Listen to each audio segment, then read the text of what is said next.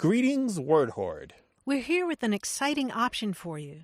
A version of our podcast without any ads. That's right. No advertising interruptions, just the content you love, ready to go in your favorite podcast apps like Spotify and Apple Podcasts. It's another way to support the show, ensuring that we keep bringing you the word stories and language explorations that you love.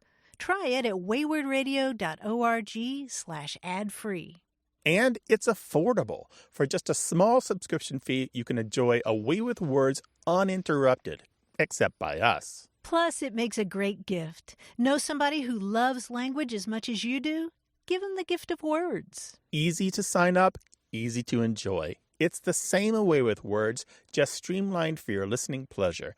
Go to waywardradio.org/ad-free. Support us, support the show, and enjoy an ad-free listening experience.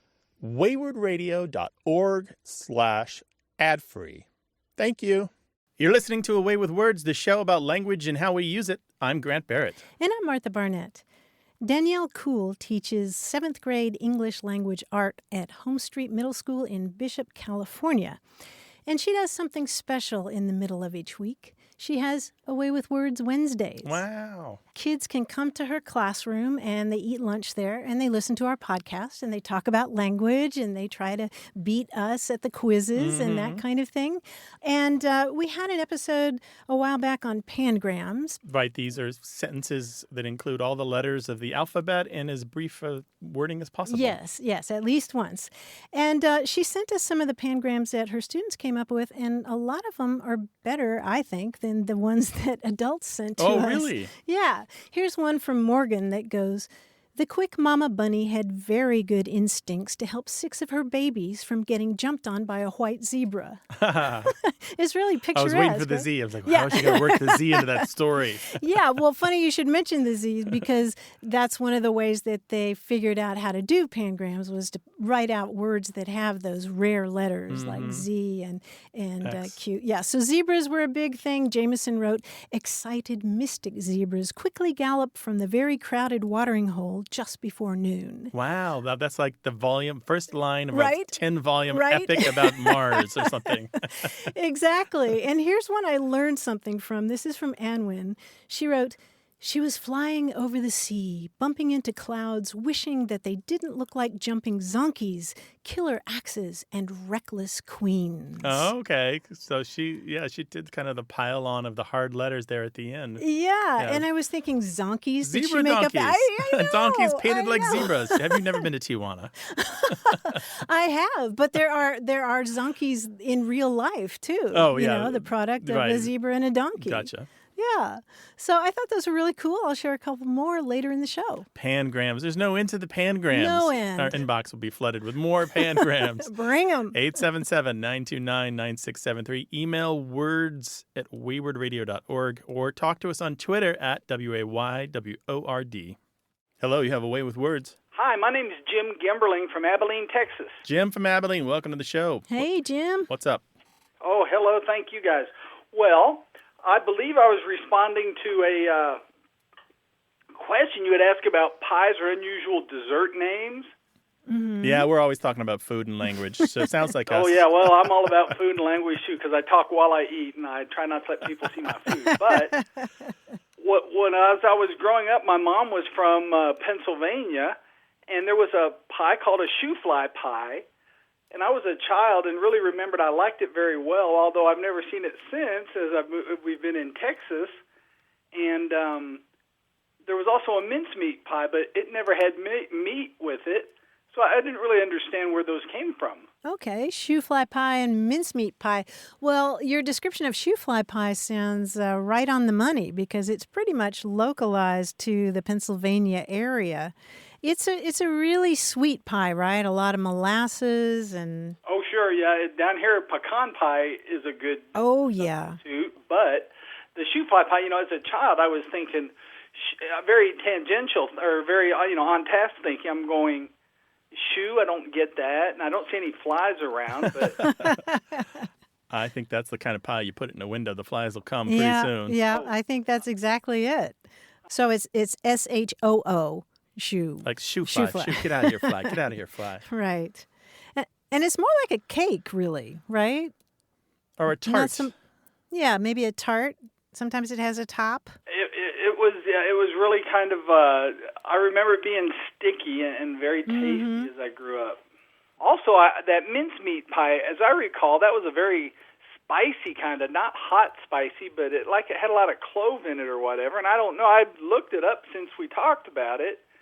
Some of them even have meat in it, I guess, but I don't remember meat being in it. Well, they used to. These days, mincemeat, at most, it'll have a little fat in it, like beef fat or something like that. But usually these days, there's no meat in mincemeat. Okay. Yeah, just little things all cut up, like raisins and minced. They're cut into fine pieces. Oh, yeah, I bet the raisin thing I remember. I think that was a big part. I thought clove was a big part, too, as I recall. But, again, those were long days ago, and I was just made me think of these neat things when I heard you guys on the radio. Yeah. Well, Jim, there you go. Shoofly pie comes from Pennsylvania. A lot of people think of it as being something to do with the Pennsylvania Dutch. There's a variant called Montgomery pie. Did you hear about this ever? No, I haven't heard about this. It's from Montgomery County, Pennsylvania. It's similar to shoofly pie, except sometimes they add lemon juice. Oh, okay. And maybe buttermilk as a topping. Oh, that sounds interesting. I'll have to look into that somewhere. Yeah. Sometimes it's called Granger pie or Pebble Dash. I haven't heard of those either, but oh gosh, those are neat, interesting terms to be looking into. I'm gonna surprise some bakers here in my town. Jim, thank you so much for the call. We really appreciate it. Sure, it's no problem. I just enjoy listening to you, so thanks a lot. I appreciate it. It's our pleasure. Thanks for being with us, Jim. Bye. Love those food questions. I do. I was reading one of the recipes from 1908 because recipes, they kind of don't really grow stale, right? Right.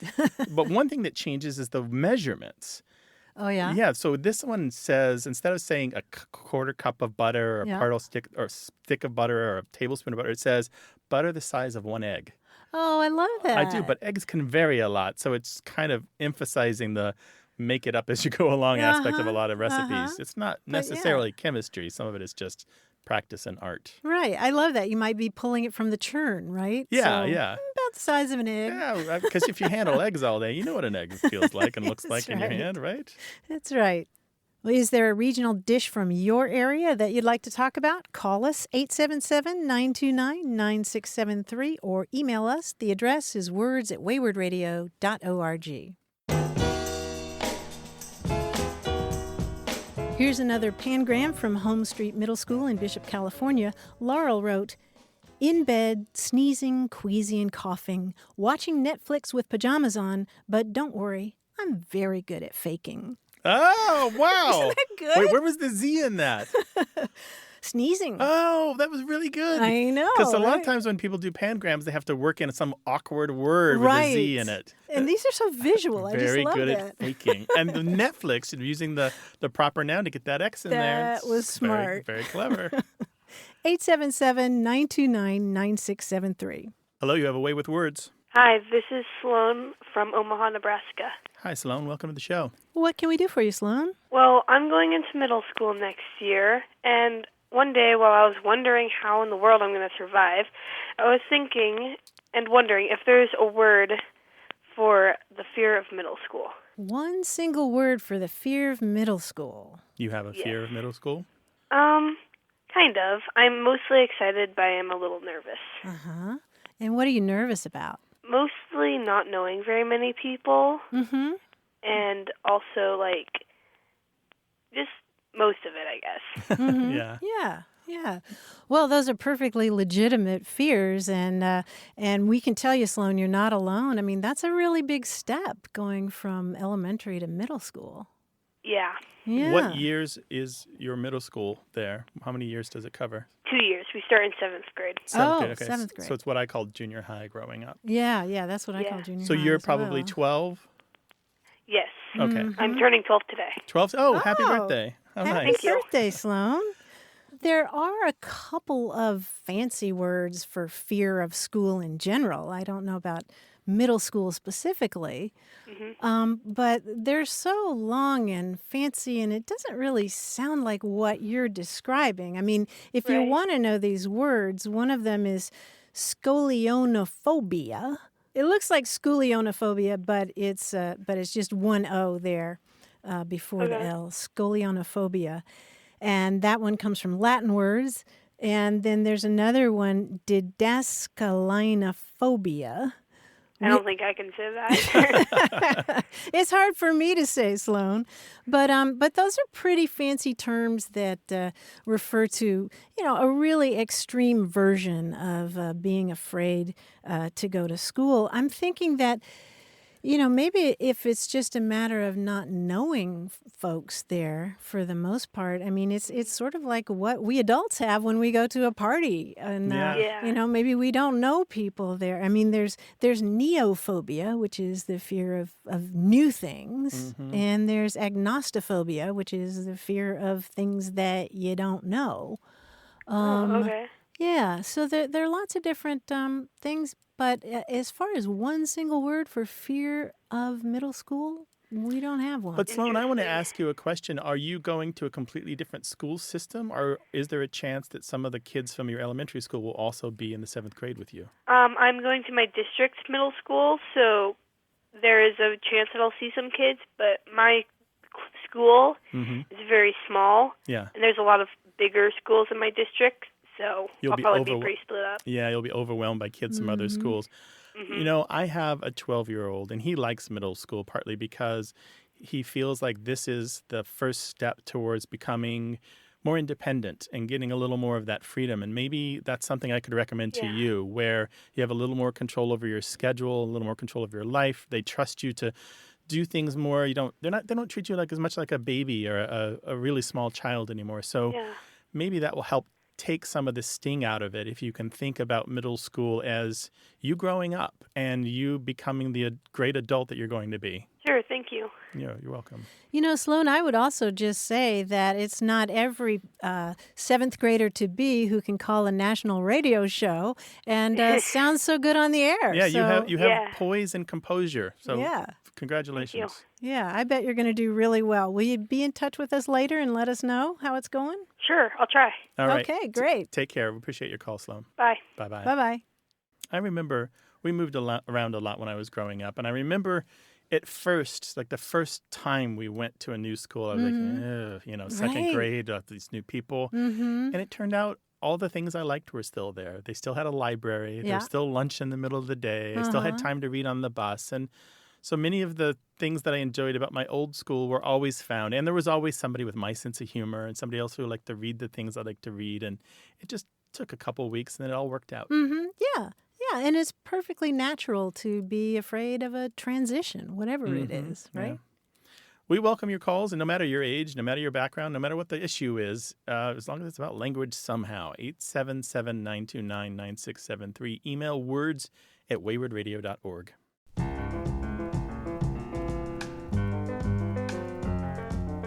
Another pangram from Home Street Middle School in Bishop, California. Ashley wrote, Voldemort's zealous followers quickly came, bravely protecting the Horcruxes in jeopardy. Wow, yeah, that's a good one. Those are some she good did words. Really well, yeah. Kind of need to know the Harry Potter stories to get that could be a line in the books. Yeah, but it uses every single letter of the alphabet. Well, we love getting email and phone calls from you, so call us 877-929-9673 or send your stories about language to words@waywardradio.org.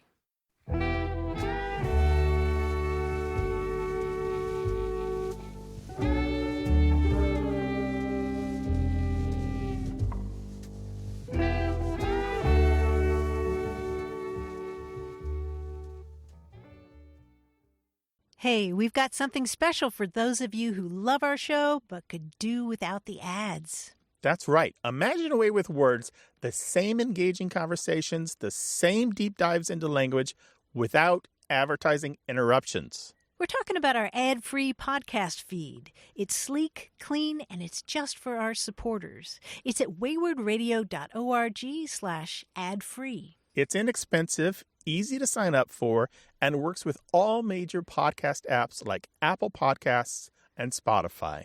It's an affordable way to support the show and get a seamless listening experience. And if you're feeling generous, why not give a subscription to another Away with Words fan? That's waywardradio.org/ad-free. Sign up today. Your support means the world. waywardradio.org/ad-free. Thank you. You're listening to Away with Words, the show about language and how we use it. I'm Martha Barnett. And I'm Grant Barrett, and we're joined from New York City by our quiz guy, John Chaneski. Hi, John.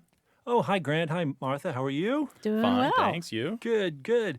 I went to NYU and I studied theater, so a lot of times people can't really tell where I'm from by my voice. But I was born in Hoboken, and when I go back there, I easily code switch into a Jersey dialect. But I never say Joyzy. I've never known anyone in Jersey who did, except maybe Joe Piscopo. However, I did know some people who would substitute for oi. For example, my grandmother would call oysters oysters. Oh, sure, yeah. Yeah. Now, you can imagine my surprise when she was cooking pasta. The first step was to bring the water to a knotty, rounded tree growth. What's that? Burl. Burl. A burl, yes, a rounded, knotty tree growth that results in beautifully grained wood. I could not understand, but that's right. She would burl the water instead of boil. So this is sort of dedicated to my gram. A quiz about words and voids. Now, the second thing Graham usually did was ask me to fetch from the pantry a British nobleman above a viscount and below a marquess. Now, I didn't even know we had one of those, but what was it that she wanted? Earl. Earl. So go get me some Earl. Go get me some Earl. Usually it was olive Earl. If there were leftovers, she would need to wrap them up. So Grandma would use something that was rolled up like a flag. What was this metallic object? Instead of foil? Some tinfoil. Yeah, tinfoil. So many of my memories of Grandma have to do with food. I remember a kind of roast she would make that was pork from the dorsal side of the rib cage. She called it pork to gain or acquire knowledge. What was that? Learn. Pork learn. It was loin, yeah. Now, Grandma and Grandpa and I and my brothers and my cousins often liked to play cards. And they had a book of rules they consulted to make sure we played properly. Now, what did this book have to do with throwing an object with great force? Hoyle. Hoyle. It was according to Hoyle. Hurl. According to Hurl. When my family went on vacations, my grandparents often came with us. Why did they want a hotel room that was taking a break with the intent of resuming later, as if their hotel room was a meeting or a court trial? Let's Adjoin. Adjoin. Let's adjoin. They wanted adjoining rooms, my grandparents, yeah, with my parents. Yeah. I started writing puzzles freelance while I was still living at home with my grandmother and my grandfather. After sending in my first work for publication, why did my grandmother think I needed to send the magazine something that is the opposite in order to get paid? Something that is the opposite in order to get paid. Inverse. An inverse. I had to send them an inverse. Even back then, I was known for finding concepts that needed new words, or as Grandma would put it, I was adjusting the space between letters in a piece of text. That's close enough, I guess. Kerning. I was kerning words. Yeah, kerning words. She was always concerned for my safety. If she knew I was going out, she would tell me about certain neighborhoods that I should have stated or asserted to be true. Averred. Averred. Or avoid, right. Avoid. Now, I never had the chance to find out what Grandma's feelings were about turquoise, but I'm sure her head or my head would have exploded. So that's all I'm going to say for now. So that was for my grandma. Thank you. Wow, that's fantastic. You know that accent with the ER replacing the oil Yeah. has been recorded as far back as the 1920s. So, Wow. but it is pretty much on the way out. The last generation is passing on that uses it. Yeah, if I go back to Joyzy, I can still come across some people who still talk the way a But little they're bit. usually older, right? Much older people, Yeah. yes. Yeah, it's about gone. John, we really endured that. It hurt. You. Thanks, John. We'll talk to you next week. Talk to you then. Bye-bye. Bye. Right. Your questions about language, 877-929-9673. Email words@waywardradio.org or talk to us on Twitter at WAYWORD. Hi there. You have a way with words. Hi, this is Kate calling from Indianapolis, Indiana. Hi, Kate. What's up, Kate? So, had a kind of interesting thought about titles, military and civilian titles. I just received my doctorate in physical therapy. Ooh, congratulations. Thank you. And my fiance is a lieutenant in the National Guard in the Army. Excellent. So I found lots of information about how to address a couple if one has a title and the other doesn't, or if a military member has a civilian title. But I can't find anything about how the two of us would be introduced, say, at our reception, if we want to be introduced as something other than Mr. and Mrs. Let me ask you a couple of questions. Did you use any particular wording on your invitation, like titles and order and that kind of thing? We just used our, first and last names. I believe my name is first on the invitation, but for no reason other than I was the one typing them, so my name went on first. Of course, good reason. Okay, and so you're asking about being introduced at the reception. So somebody says your name aloud, right, as you enter the room? Right. Introducing for the first time as a married couple, typically it's Mr. and Mrs. But we were thinking, since we both have titles that we've worked hard to earn, Right. We could have some fun with them. Sure. Right. But we're not sure if it goes doctor and lieutenant or lieutenant and doctor. And will he be in uniform? No. Okay. And will you be taking his last name, or are you keeping your own? I will eventually take his last name. Okay. Okay. These are all It's a important lengthy process to go through. Yeah. So. Yeah. These are all important questions if you're going to hew to the most conservative point of view on these names. We are far past the point in American life where all of the old naming conventions are respected all that much in pretty much any place except the most formal of circumstances. So you can kind of do whatever you want, really, to be honest, Kate. Sure. But if you're going to do the formal thing, strictly formal, if your husband is not in uniform, he's still probably first in the list. So let's just say that I don't know what his name is. Let's just say it's Jack. So Lieutenant Jack Smith and Dr. Kate Smith, something like that. That's how you would do it. So the man with the man isn't automatically first. He's first because he has the military title. Right. If you had the military title, you would be first and he would be second because his doctorate, his civilian title comes after the military title. Right.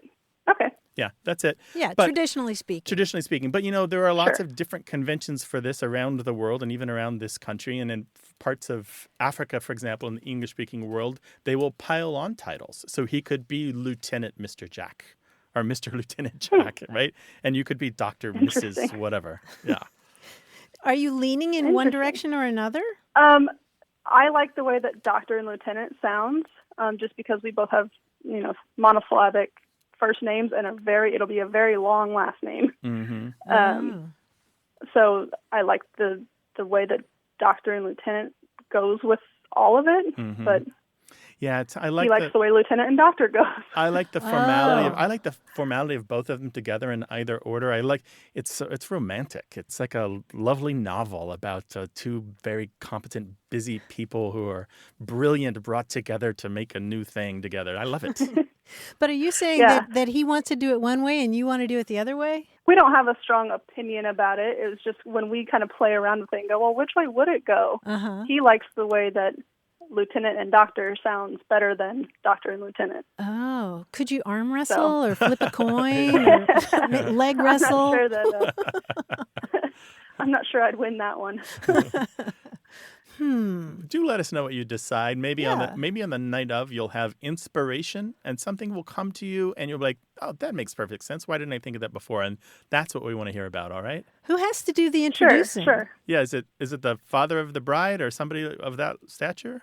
It'll likely just be the DJ that we've hired for the event. Oh, well, you can blame the DJ if people are unhappy. Yeah, slip the DJ a 20 and have him do it your way. Fair enough.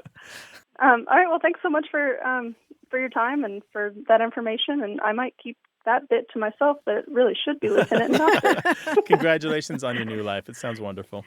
Thank you. And I'll update you when we decide what we're doing. All right, cool. Take care now. Thanks. Good luck to you both. Bye-bye, Kate. Bye. Thank you. Goodbye. 877-929-9673. Email words@waywordradio.org or talk to us on Twitter @WAYWORD. We got a voicemail from Julie Andreas in Hammondsport, New York, and she said, when we were kids and my dad was obviously doing a project of some sort, and we were silly enough to walk up to him and say, "Hi, Dad, what you doing?" His response would invariably be, "I'm sandpapering a bowl of soup." Oh, Go away, kids. Add that to Scram. our long list Right? of the things that parrots say to make the kids go away. Yeah, we've collected a lot of those, but I've never heard that one anywhere. What's the buttons for kittens, britches, or something yeah, like yeah, that? I'm sewing buttons on ice cream. That kind of thing. It reminds me of the expression soup sandwich, as silly as a soup sandwich, which makes no sense at all. Right, yeah. And that reminds me of milk sandwich, which is the joke that people always make anytime there's a severe weather event and you go to the grocery store and all the bread and milk are gone. Oh. What are people doing? Making milk sandwiches? Yeah, I didn't know that. That's cool. 877-929-9673. Hello, you have a way with words. Hello, this is Noam from the Bronx, New York. Hi, Noam. Welcome to the show. Thank you so much. Glad to be here. Glad to have you, Noam. What's up? Why, within sayings such as look a gift horse in the mouth or straight from the horse's mouth, how the origin, what the origin of having the animal a horse within those sayings is instead of, say, a zebra or a monkey instead of any other animal. So you're asking about expressions like don't look a gift horse in the mouth or straight from the horse's mouth, things like that. Right, precisely. Sayings that encompass the animal horse. Martha, why don't we Within the say saying. straight from the monkey's mouth? That would sound interesting. Yeah, well, both of these reflect a time when horses were much more commonplace. Yeah, daily in life, right? everyday life. There are a lot of associations when it comes to straight from the horse's mouth to horse racing itself. Right. Because in the late 19th century, for example, people talked about, they would go to the track and they wouldn't want a tip from the bettors hanging around there or the stable hands or the jockeys. They wanted a tip on who would win the race straight from the horse's mouth.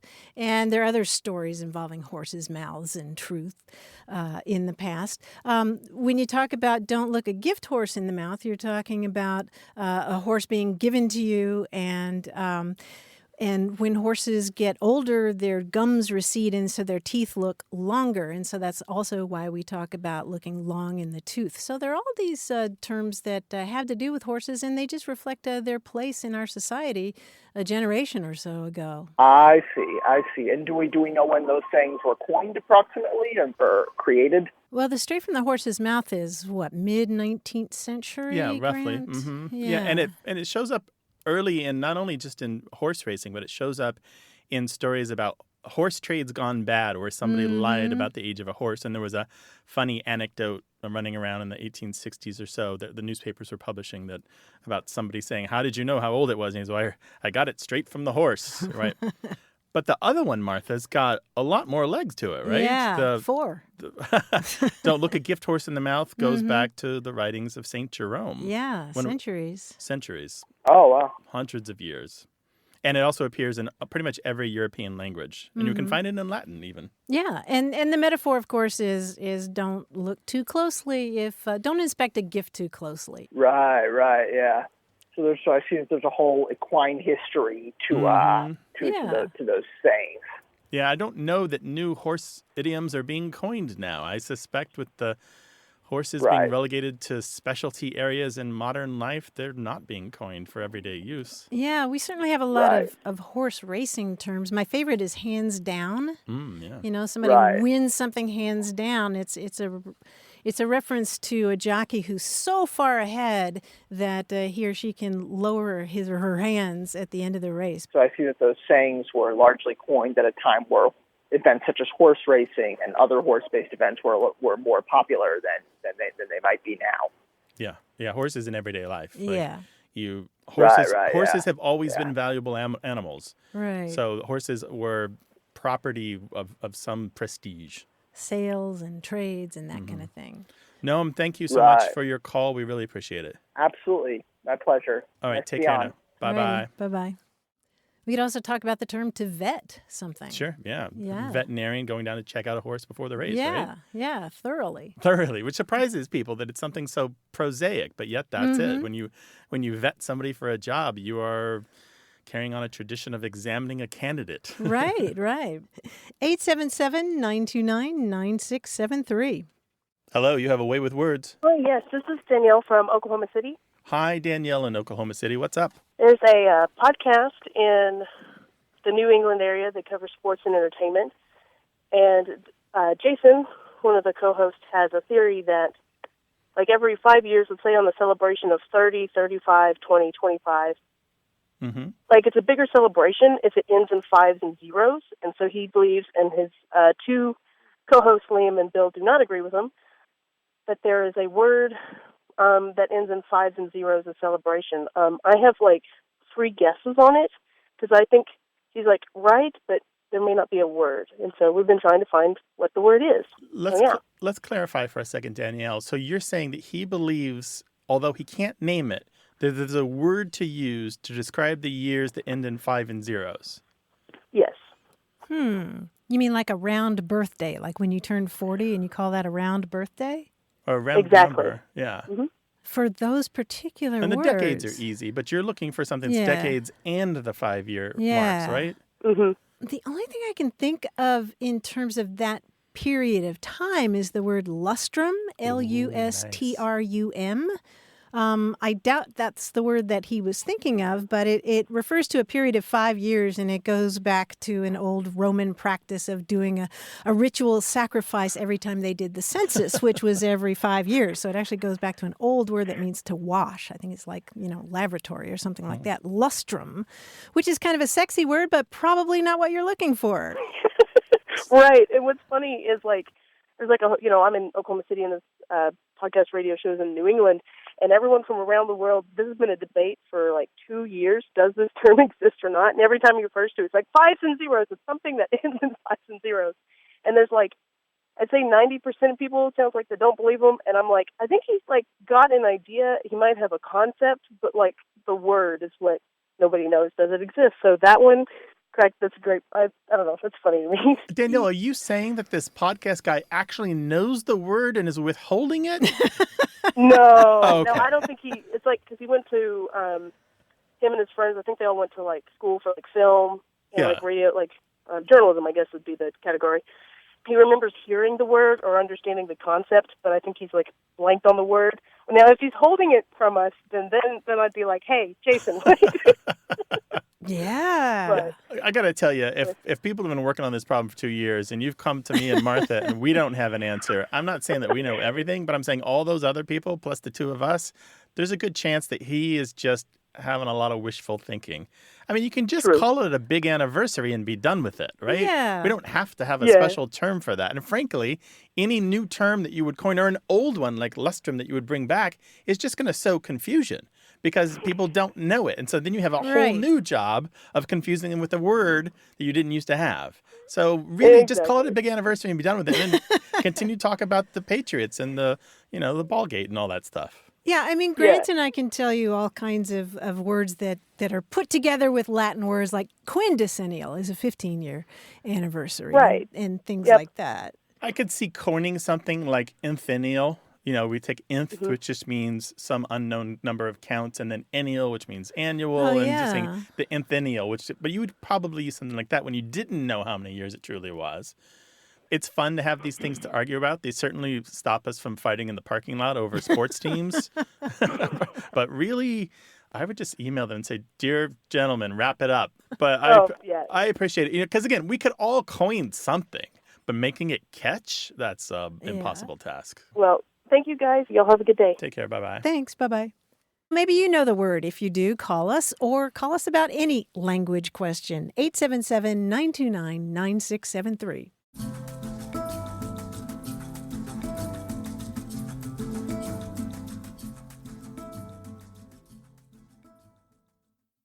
Got a minute? We need your help. Head over to gum.fm/words and share your thoughts in our quick survey. Your feedback matters. It's the backbone of our show's success. Thanks for making our show even more successful. That's gum.fm/WORDS. Thank you.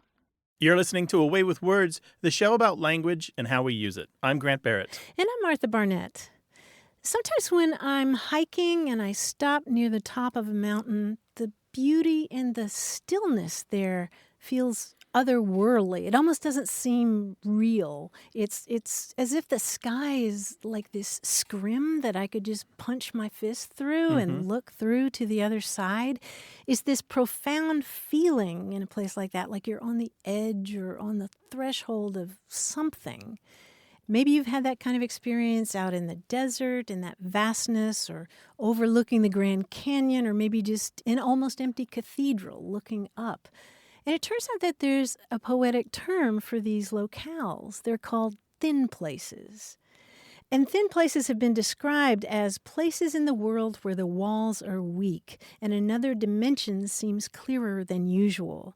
And author Eric Weiner has called them those rare locales where the distance between heaven and earth collapses, and we're able to catch glimpses of the divine or the transcendent, or as I like to think of it, the infinite whatever. But you know, the power of thin places doesn't necessarily have to be religious. I like what the essayist Oliver Burkeman said about them. He said, "We're in the territory here of the ineffable, the stuff we can't express because it's beyond the power of language to do so. Explanations aren't merely useless, they threaten to get in the way. The experience of a thin place feels special because words fail, leaving stunned silence." And I should point out that if you Google the term thin places, you're sure to see this popular story going around about the idea that thin places is a translation of an Irish Gaelic expression from hundreds of years ago, which is a very appealing notion, but I haven't come across hard evidence that the expression in English has been around for more than a century or so.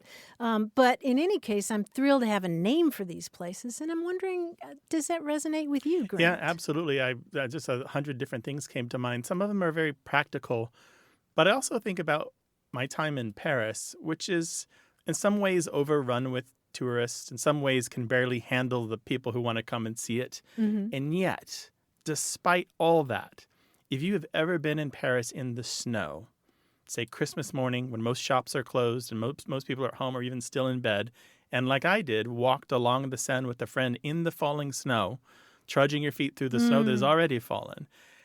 It could have been 1,000 years ago. It was astonishing. And the hair on the back of my neck kind of stands up when I think about that moment with that person in that place at that time. Wow. And so Paris is one of those strange towns where surely it's finished. They say year after year, surely it's done. And yet Paris is loaded with thin places. That's super cool. Layer after layer after layer, right? Just all that history underneath.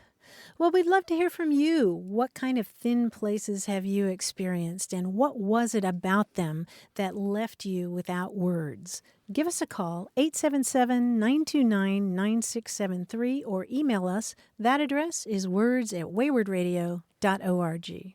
Hello, you have a way with words. Hi, my name is Ken, and I'm calling from Swarthmore, Pennsylvania. Hi, Ken. How are you guys? We're doing great. What can we help you with? It's interesting to discover that words have lifespans. You know, sometimes we discover that a word that we thought was recent is actually very old, but sometimes words die. The word that I'm thinking of is the word "say," as in "oh, say, can you see?" I don't even know what part of speech that is. It was used in that fashion at least through the 40s, because I remembered in the old Humphrey Bogart movies, he would always say stuff like, "Say, what's the big idea?" But then it disappeared, you know. And I wonder if it just disappeared or if it morphed into "hey." Now that's an interesting word in itself. I'm 67. When I was a kid, that was a word that you're not supposed to use. At least kids weren't supposed to use that to adults. It wasn't obscene, but it was impolite somehow. I don't quite know why, but if I came into the house and said, "Hey, Ma," she would say, "Hay is for horses." Yeah. Something that kids aren't supposed to do. Which brings up another whole question about language etiquette. But anyway, I'm just interested in hay. Is it still for horses? Say didn't become hay. Let's just put the kibosh on that. Say is its own thing, hay is its own thing, and they're unrelated. But I do want to say the longer form of your mom's response, it's hay is for horses, grass is cheaper, straw is free, marry a farmer, and you have all three. So say as an expression, kind of an interjection to something you throw into a conversation to catch someone's attention, did kind of fall out of fashion. It was colloquial, maybe slangy, and that's what happens to stuff that isn't core English, like words about relationships and parts of the body and the fundamentals of the earth and animals. Those are the ones that tend to be consistent and not change very much. So say definitely went the way of much slang and disappeared. The say in "Oh, say, can you see" is not quite the same say as "Say, kid, what are you doing? What are you trying to do to me?" It's not quite the same thing at all. But they're both attention getters, and the one in the national anthem is literally, I believe, if I can parse this approximately, asking you to tell the speaker, can you actually see the flag? Can you see the ramparts? Can you see what's happening? So it's a question. Can you see it? Slang word. Also, tell me what's the scoop here. Yeah, exactly. When Bogart says that, he's asking to have the thing explained to him. But this will be a little moment for most of our listeners. In the American mind, there's an old stereotype about the British saying, "I say, old chap," and that "I say" is directly related to the "Say, what are you trying to pull here, kid?" They're very similar. They're both attention getters. They're both interjected into the sentence to cause you to focus on what is being said. I associate "say" at the beginning of a sentence with Jimmy Stewart or World War II movies. Say, you know, it's sort of this whole other era. By the way, it dates back probably to the 1830s. That particular kind of weird say that we associate with old black and white films. Is hey still considered impolite anywhere? I think it wasn't so much the impolite, at least according to the books that I've read and the grammars and etiquette guides and so forth. It's about the informality of speaking to your elders. It's about the informality of the relationship. She is not one of your peers. She is your mother, and she deserves a little more respect than, "Hey, Ma." That's right. We were talking about you can say hey to another kid, or an adult can say hey to a kid, but not the other way around. But in America, in the United States, we've lost a certain amount of that formality. Actually, it's all across the world, that old formality of speaking to your elders a particular way. Everything's kind of flattened. There are still some rules, like a kid isn't supposed to address an adult by their first name, you know.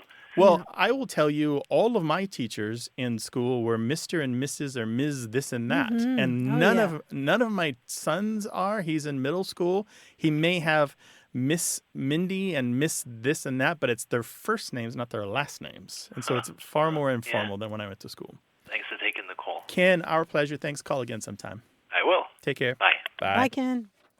Give us a call, 877-929-9673, or send your stories about any aspect of language to words@waywardradio.org.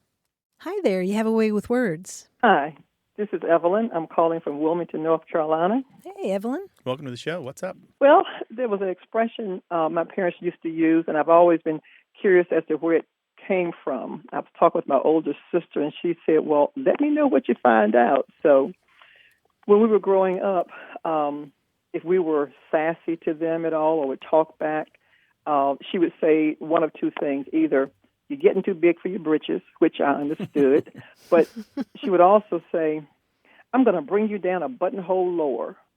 And we knew it was a threat, but as an adult, I've often wondered, well, what does that mean? Where did it come from? You know, where did the expression originate?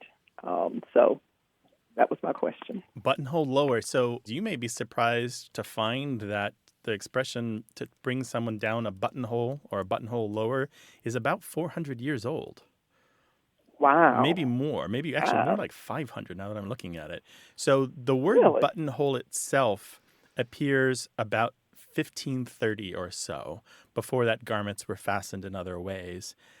But then by the middle of the 1500s, we have this expression popping up, and it pops up in Shakespeare too.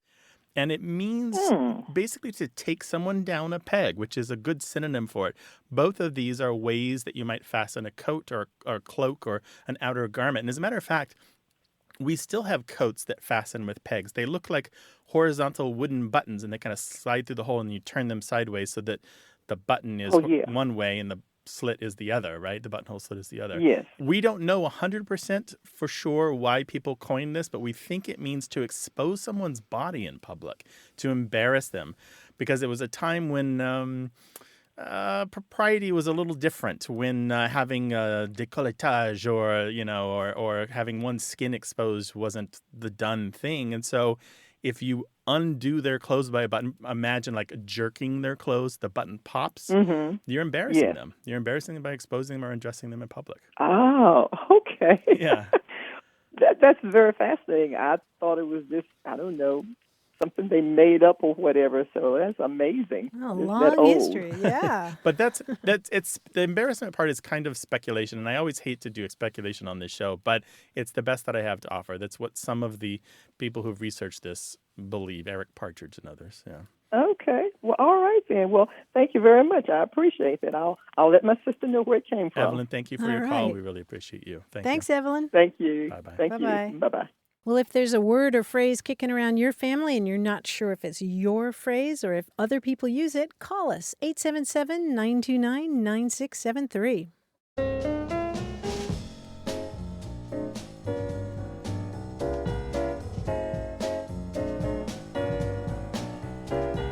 Here's a cool food term, Albany beef. Another not one of those beef. things that's not beef. Right. Is it another seafood, another fish? It's another kind of fish. Mm-hmm. Albany is right there on the Hudson. Hudson, sure. Yeah. Shad. Close, sturgeon. Sturgeon. Yeah, there was a time when sturgeon was really, really plentiful in Albany. So plentiful that that bar owners would serve sturgeon caviar just for free, along with drinks. Here, have some caviar. We're at a different time now. Right? Albany beef. Albany beef. 877-929-9673 or talk to us on Twitter at WAYWORD. Hello, welcome to Away with Words. Hi, this is Monica Barber. Monica, where are you calling from? Calling from Lexington, Kentucky. Lexington, Kentucky. Well, welcome to the show. What can we do for you? Well, I listen to your show every week. Yay. And I came up with a term that we used as kids all the time in my little hometown in northern Kentucky. And since I've moved away, I have not found another person who knows what I'm talking about when I talk about tick-tacking. Tick-tacking. And Monica, what northern Kentucky town is that? Augusta, Kentucky, Oh, population 1,500. Okay. All right. Well, tell us about tick-tacking.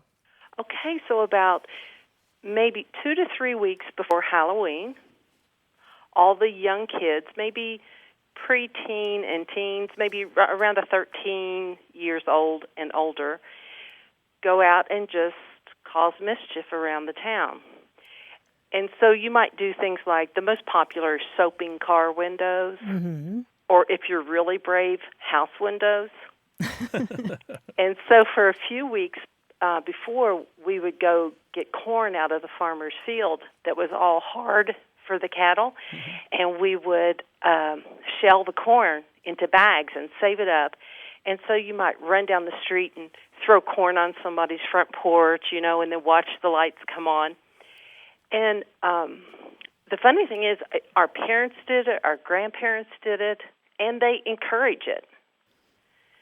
And they like to tell stories about when they were kids. My dad's favorite story is taking manure and putting it in a paper bag and setting it on fire on someone's porch. Seriously?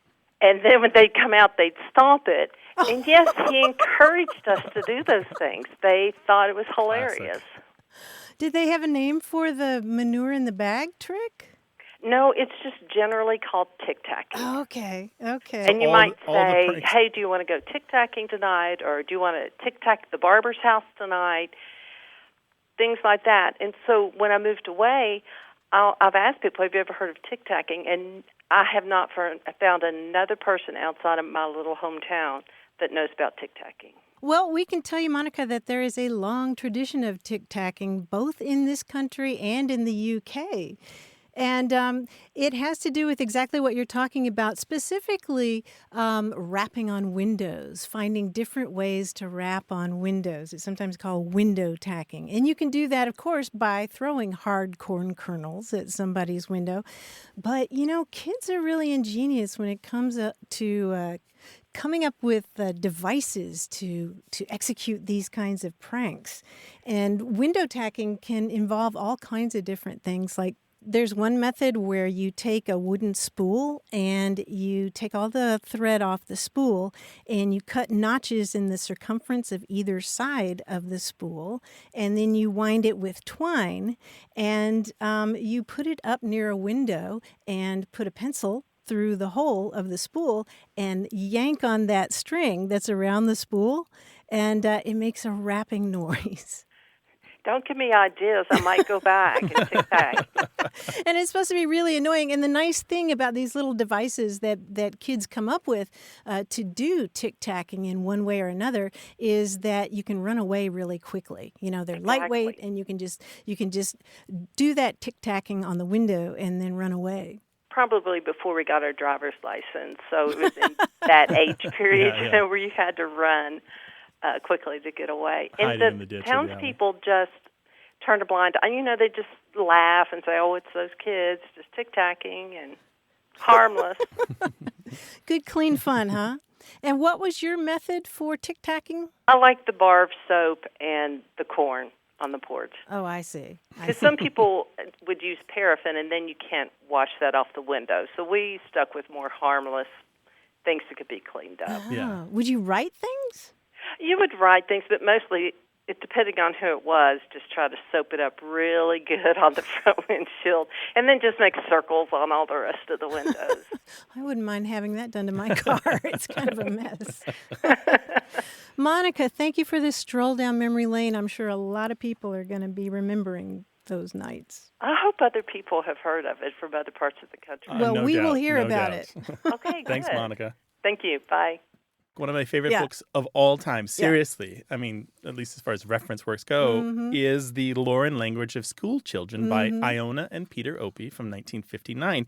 And they have a page or two on tick-tacking, and they have a ton of names for this, which I don't need to get into here, but they describe it as using a push pin and a string to push the string into the pane of a window, and you have a button knotted onto that string, and you're on the other end of the string, like hiding in the bushes or something, and you're slowly letting that button tap against the window. Tap, tap, tap. Because it's hard to see when you're Right. looking out at night what's causing the tapping, and it can be pretty Right. freaky, maybe even scary, right? Right. Well, you know, they've got tick-tacking where you are. I know they do. Maybe they have Devil's Night, and they've got something else. Cabbage night. Cabbage night pranks that you get up to, around Halloween or so. Call us. We want to hear about those pranks, what you called them, where you learned them, who's doing them now. 877-929-9673. Email words@waywardradio.org. Thanks to senior producer Stephanie Levine, director Colin Tedeschi, editor Tim Felton, and production assistant Tamar Wittenberg. You can send us a message, subscribe to the podcast, get the newsletter, or catch up on hundreds of past episodes at waywardradio.org. Our toll-free line is always open in the U.S. and Canada, 877-929-9673. Or send us your thoughts to words@waywardradio.org. A Way with Words is an independent production of Wayward Inc., a nonprofit supported by listeners and organizations who are changing the way the world talks about language. We're coming to you from the Recording Arts Center at Studio West in San Diego, California. Thanks for listening. I'm Grant Barrett. And I'm Martha Barnett. Until next time, goodbye. Bye.